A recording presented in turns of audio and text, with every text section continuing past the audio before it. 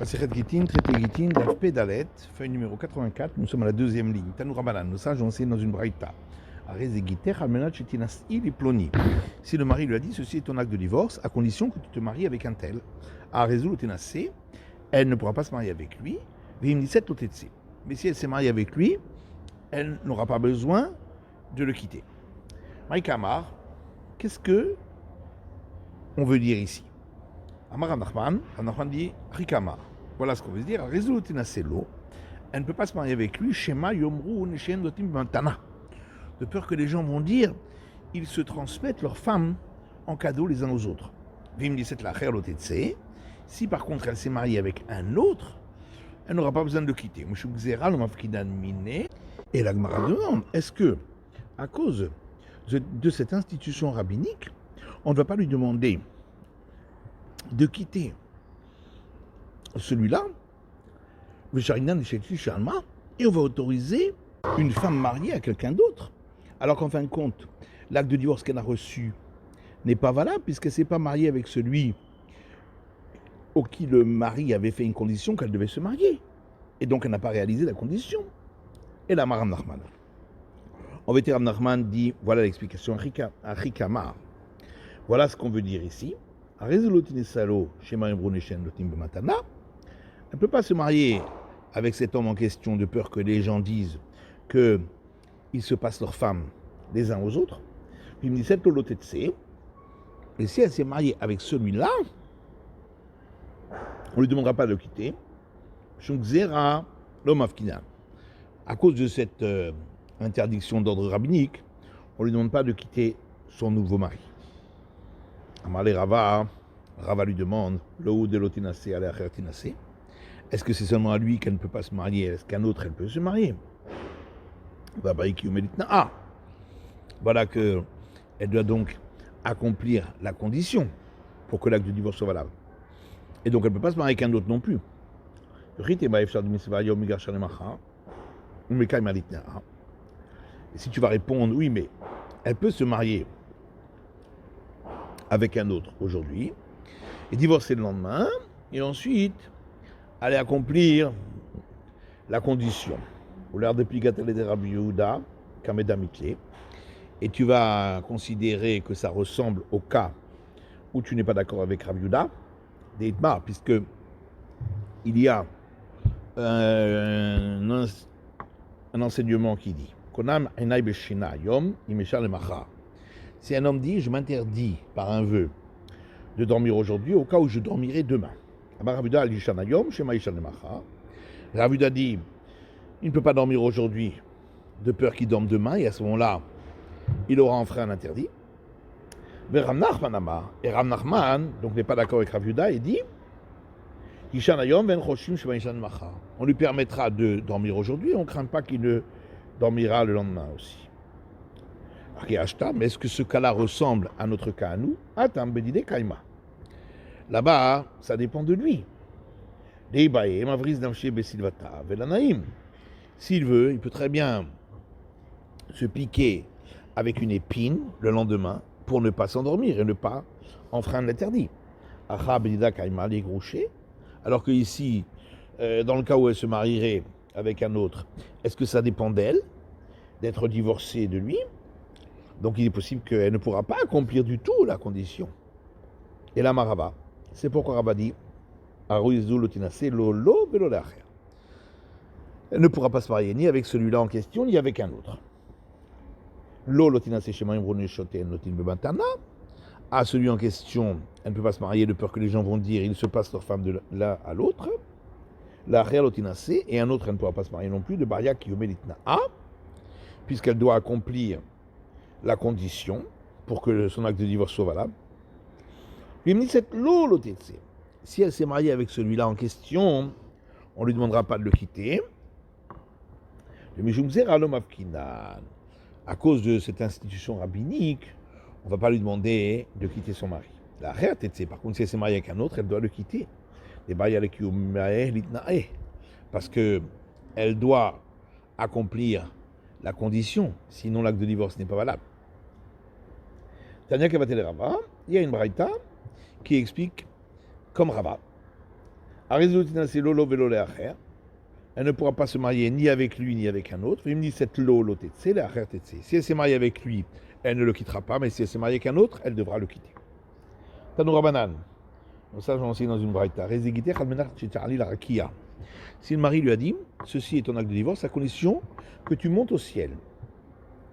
Almenat chetardil et tehom, ou à condition que tu descendes dans l'abîme. Almenat chetivlai kanesh el arba hamot, ou à condition que tu avales un roseau de 4 coudées de long. Almenat chetavili kane ben kuf ama, ou à condition que tu m'amènes un roseau de 100 coudées de hauteur. Almenat chetavri et ayam agadol, beraglaïr, ou à condition que tu traverses la grande mer à pied. Et Noguet, ce n'est pas considéré comme un acte de divorce puisqu'elle ne peut pas accomplir la condition. Rabbi Ben Tema Omer, Kazeget. Rabbi Ben Tema dit un cas comme ça, c'est considéré comme un acte de divorce. Quand on ne tient pas en compte d'une condition pareille, c'est comme s'il n'avait rien dit. Rabbi Ben Tema. Rabbi Ben Tema dit la règle est la suivante toute condition qu'il est impossible d'accomplir en fin de compte. Et il a donné cette condition au départ. Et c'était seulement pour lui faire un peu peur, mais cacher. Mais en vérité, l'acte est valable. Amar Nachman Amar Rav, Alakha ke Rabbi Yehuda ben Tema. Rav Nachman dit au nom de Rav qu'on suit la vie de Rabbi Yehuda ben Tema. Amar Rav Nachman bar Yitzhak Matitina Midika. Rav Nachman bar Yitzhak dit que on peut également déduire cela de notre Mishnah, qu'on verra plus loin, des Katani, où il est enseigné Kol Shev Charlo le Kaimou Besofo. Toute condition qu'on peut accomplir en fin de compte, Vitna ala Betrilato, et le mari a donné cette condition, Nao Kayam, la condition est valable. Ha'yev Shart Nao Batel. Donc on en déduit que s'il est impossible d'accomplir cette condition, la condition n'est pas valable. Je parle là, donc on a bien une preuve. On s'est posé une question. Si le mari lui a dit, ceci est ton acte de divorce à condition que tu manges de la viande de cochon. Maou, qu'est-ce qu'il en est? Parce que c'est possible de le faire, mais c'est un interdit. Amarabaye hihi, Abaye dit, ça revient au même. Ravama, Efshar Dachla, Belakia. Rava dit non, la condition est valable d'après tout le monde parce que elle pourrait le manger et recevoir la flagellation pour cela. L'Abaye éclat la touille basachazir. Donc d'après Abaye, lorsque on a dit ceci est la règle, c'est pour inclure ce cas-là de la viande de cochon où la condition n'est pas valable. Les Rava Kezé, les boutés Bassachazir. Alors que d'après Rava, hein, lorsqu'il a dit comme ce cas-là, c'est un acte de divorce, c'est pour exclure le cas où il lui a dit de manger, la condition de manger de la viande de cochon, où effectivement la condition est valable, et si elle ne l'a pas fait, l'acte de divorce n'est pas valable. Métivé, alors on objecte, à partir d'une braïta qui dit s'il lui a dit ceci est ton acte de divorce, à condition que tu aies une relation avec un tel. Si elle a accompli la condition, l'acte de divorce est valable. Le imlav, et sinon, enoget. Ce n'est pas un acte de divorce. Almenat sheloti ba'ali, le abba ou la vir, s'il lui a dit, à condition que tu n'aies pas de relation avec mon père ou avec ton père, on ne craint pas qu'elle va avoir une relation avec eux, et donc, l'acte de divorce est valable. Par contre, on n'a pas parlé du cas où il lui a dit à condition que tu aies une relation avec mon père et ton père. Là, d'après Abaye, on comprend, parce que dans ce cas-là, effectivement, la condition ne serait pas valable. Rava Kashia, d'après Rava, c'est une question. Pourquoi on n'en a pas parlé? Puisque d'après lui, la condition est oui valable. Rava te répondra que, effectivement, dans le cas de la chair de cochon, elle pourrait en manger et recevoir la flagellation. C'est pourquoi la condition est valable. Ou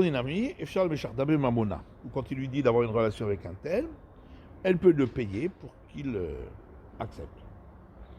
Et là-bas, Vervir, Bedila Kaima, par contre, quand il lui a dit d'avoir une relation avec mon père et ton père, est-ce que ça dépend de elle? Même si elle accepterait d'accomplir l'interdit. Est-ce que le père à lui ou le père à elle accepterait d'accomplir l'interdit? C'est pourquoi la condition n'est pas réalisable et donc dans ce cas-là, on considère comme s'il n'y avait pas eu de condition.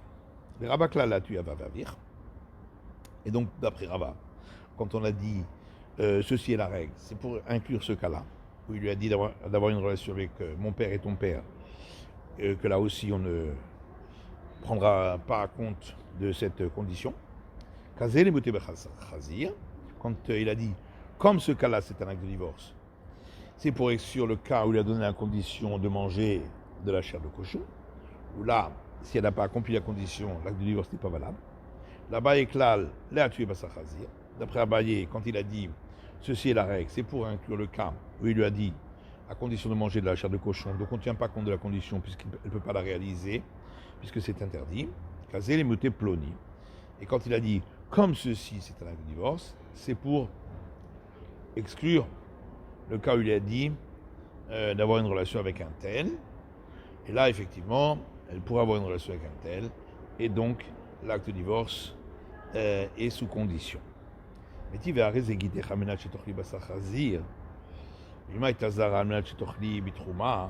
Alors on objecte à partir d'une braïta qui lui dit ceci est ton acte de divorce à condition que tu manges de la viande de cochon, ou bien si elle n'était pas de la famille des prêtres, à condition que tu manges du prélèvement au prêtre, ou bien si elle était abstème, à condition que tu boives du vin.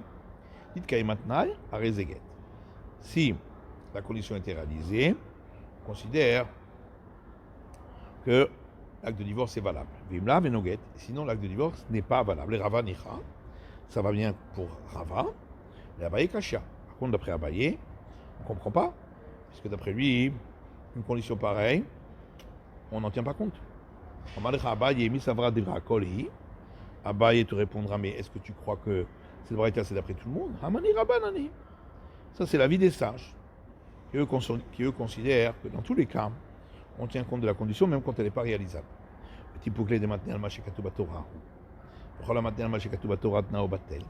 La dit, mais pourquoi on ne dirait pas qu'une condition pareille c'est pas valable? Parce que ça s'appelle émettre une condition contre ce qui est écrit dans la Torah.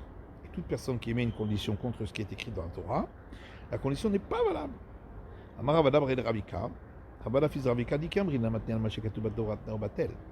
Lorsque nous disons que celui qui donne une condition contre ce qui est écrit dans la Torah, la condition n'est pas valable, c'est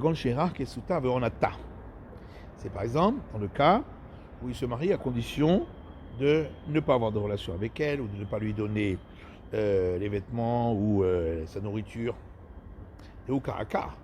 C'est donc lui-même qui enfreint une obligation de la Torah par cette condition. Mais dans l'autre cas, c'est pas lui qui va l'enfreindre, c'est elle. Donc dans ce cas-là, la condition est valable. Kifla Ravina objecte. Si elle va enfreindre, c'est simplement pour accomplir la condition que lui a donnée. C'est donc bien lui qui enfreint. Et là,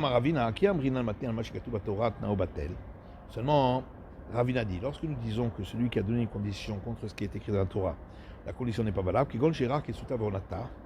c'est comme le cas où il se marie à condition de ne pas avoir de relation avec elle, ou de ne pas lui donner ses vêtements, ou de ne pas lui donner sa nourriture. Parce que là, c'est évident que il enfreint. Alors qu'ici, est-ce qu'il lui a dit qu'elle ne peut pas faire autrement et ne pas en manger? Elle peut très bien ne pas en manger et elle ne sera pas divorcée. Et c'est pourquoi ça ne s'appelle pas qu'il a enfreint un commandement de la Torah. Alors la Mishnah disait que doit-il faire dans le cas où effectivement il a donné une condition qui remet en cause l'acte de divorce? il reprendra l'acte de divorce de elle et il le lui redonnera, etc. Mantana, qui est l'auteur de notre Mishnah, Amar Eskia, Rabbi Shimon ben Azar dit.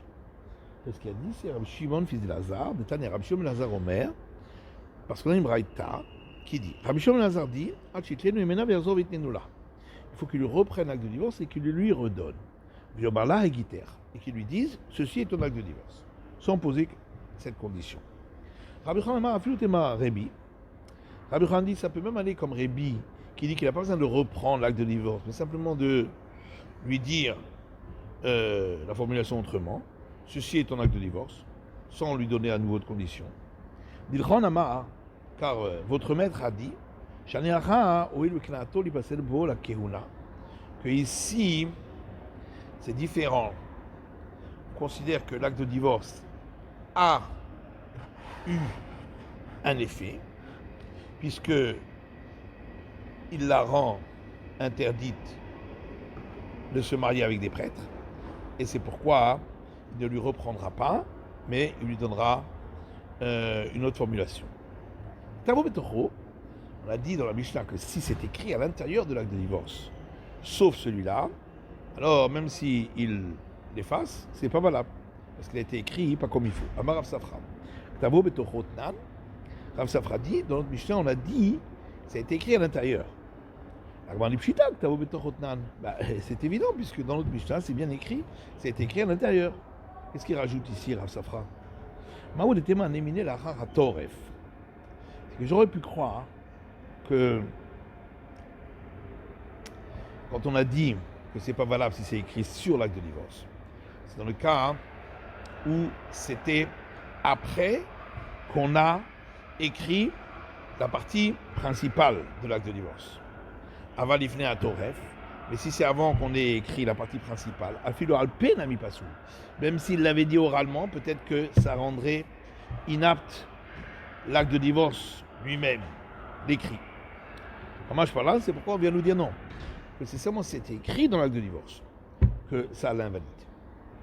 Ravama, le chanul alacha Toref. Rava lui dit effectivement qu'on a parlé ici dans le cas où la partie principale de l'acte de divorce avait déjà été écrite. Avalifne à Toref, mais si elle n'avait pas encore été écrite, Afilo Alpe n'a mis pas sous. Même s'il l'avait dit oralement, ça rend inapte le document lui-même. Et on ne peut plus l'effacer. Rava est armé.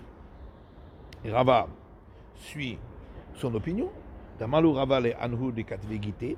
Car Rava a dit à ceux qui écrivaient des actes de divorce, Shit kush touke le bahal, faites taire le mari ad de katvit ou le toref, jusqu'à ce que vous ayez écrit la partie principale des kitables de l'acte de divorce, car ainsi, il ne pourrait pas par oral rendre impropre cet acte que vous écrivez. Tanou Rabanan, nous sages ont enseigné, Kolat Naïm postim beget, livré Rémi.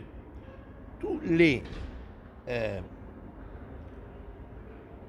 conditions rendent impropres lorsqu'elles sont écrites dans l'acte de divorce, selon Rémi. Vacham Ombrim, quand j'ai possède la paix, possède Birtav, et quand j'ai nous possède la paix, nous possède Birtav.